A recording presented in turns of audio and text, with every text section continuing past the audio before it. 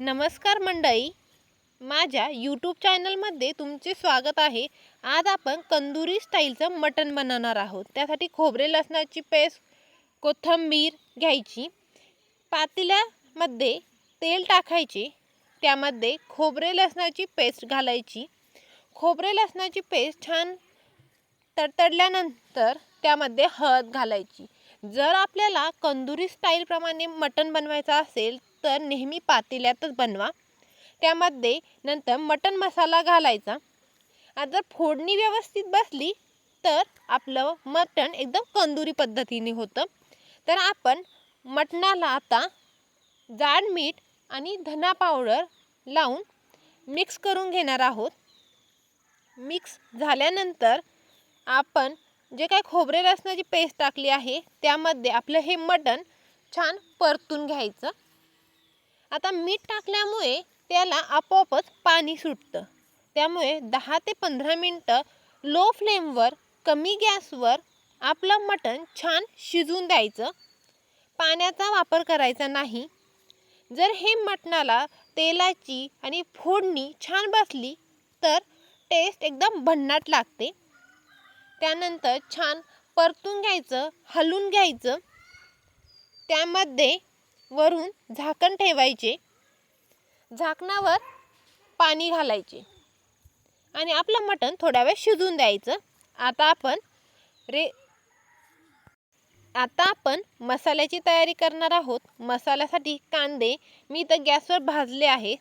त्यासाठी फुटाणे, डाळ, हरभऱ्याची डाळ लागते, खोबरे, सुकं खोबरं घेतलेलं आहे, तुम्ही ओलं किंवा सुकंही घेऊ शकता, कोथिंबीर.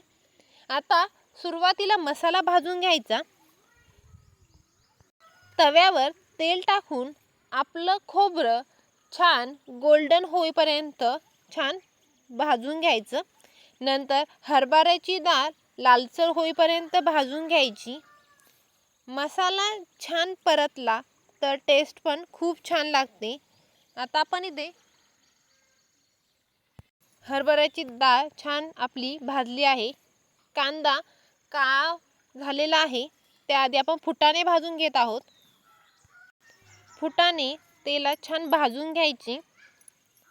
छान भाजून झाल्यानंतर आपण जो काही कांदा गॅसवर भाजलेला आहे तो पण तेलामध्ये छान असा फ्राय करून घ्यायचा. कांदा तेलात फ्राय केल्यामुळे आपल्याला एक तर्री छान येते. हे बघा, कांदा पण मी तेलात भाजून घेतलेला आहे. आता हे मिश्रण थंड झाल्यानंतर मिक्सरमध्ये बारीक करून घ्यायचं आहे. यामध्ये हरभऱ्याची डाळ आणि फुटाणे मी मिक्सरच्या भांड्यामध्ये बारीक केलेलं आहे. त्याची छान पेस्ट करून घ्यायची. आता इथे मी वाटण हे पाट्यावर वाटलेलं आहे. जर तुम्हाला कंदुरी पद्धतीचं किंवा छान असा रस्सा खायचा असला तर पाट्यावरचं जेवण एकच नंबर. इथे मी कोथिंबीर बारीक केलेली आहे, खोबरे बारीक केलेले आहे आणि कांदा छान बारीक केलेला आहे. तुम्ही पण अशा पद्धतीने नक्की ट्राय करा. हे बघा, मी इथे छान असं बारीक करून घेतलेलं आहे. आता जे काही आपण मटण शिजायला टाकलेलं होतं, हे बघा, छान असं त्याला पाणी सुटलेलं आहे. एकदम चविष्ट, एकदम छान प्रकारे याला पाणी सुटलेलं आहे. त्यामध्ये आता आपण 1 तांब्या गरम पाणी घालणार आहोत. लक्षात ठेवायचं, नेहमी गरम पाणीच घालायचं, त्यामुळे चव वाढते. आता झाकण ठेवून आपण ते 15 ते 20 मिनटं शिजून देणार आहोत. तोपर्यंत आपण मसाला परतून घेऊया. आता मसाला परतण्यासाठी कढईमध्ये मी तेल टाकलेलं आहे. त्यामध्ये 2 चमचे आपला घरचा मसाला, गरम मसाला, 1 चमचा मटण मसाला घातलेला आहे आणि जे काही मी पाट्यावर आणि मिक्सरमध्ये बारीक केलेलं सारण आहे ते घालून घेतलेलं आहे. आता याला तेल सुटेपर्यंत छान असं परतून घ्यायचं. हे बघा, मी छान असं परतून घेतलेलं आहे. इथे आपलं मटण शिजलेलं आहे. मटणाला छान कलर आलेला आहे, याला उखर पण म्हणू शकतो आपण. आता आपला मसाला तयार झालेला आहे.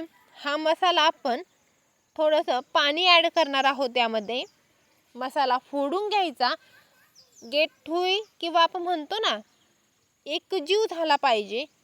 सगळं मिक्स करून घ्यायचा आणि जे काही आपलं पिवळं मटण आहे किंवा उखर आहे त्यामध्ये हा मसाला घालून घ्यायचा आणि छान मिक्स करून घ्यायचं. आपलं काळं मटण किंवा कंदुरी स्टाईलचं मटण तयार. आता छान उकळी फुटून द्यायची. उकळी फुटल्यानंतर वरून थोडीशी कोथिंबीर घालायची. आपलं झणझणीत कंदुरी पद्धतीचे मटण तयार. याबरोबर तुम्ही भाकरी किंवा चपातीही खाऊ शकता. तुम्हाला जर ही रेसिपी आवडली असेल आणि अशाच पद्धतीच्या नवनवीन रेसिपी जर बघायच्या असेल तर आमच्या शिवांश फूडीजला नक्की लाईक आणि सबस्क्राईब करायला मात्र विसरू नका. आणि तुम्हाला कंदुरी स्टाईलचं हे मटण खूप आवडेल. धन्यवाद.